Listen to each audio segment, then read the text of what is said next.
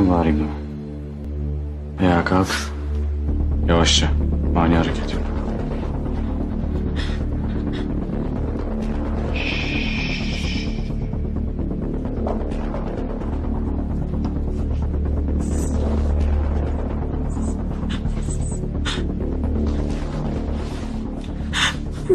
Şimdi uslu bir kız ol ve paraların yerini söyle.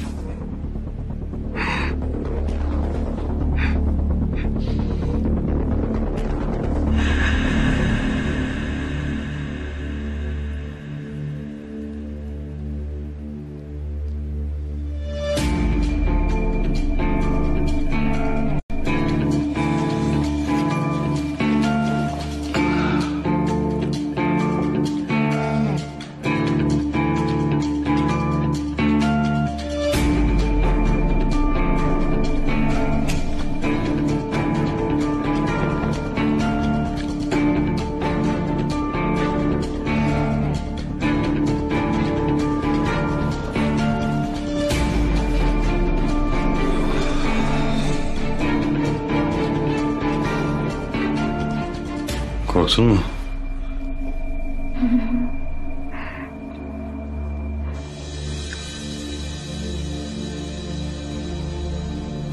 Söyle diyorum.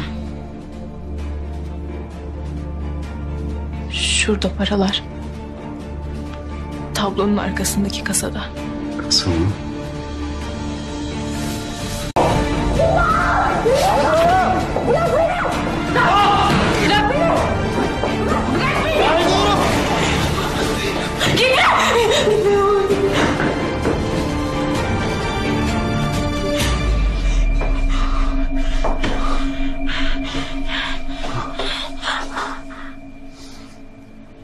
Ne yaptım ben?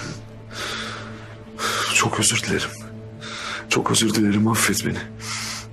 Sana bunları tekrar yaşattığım için affet beni.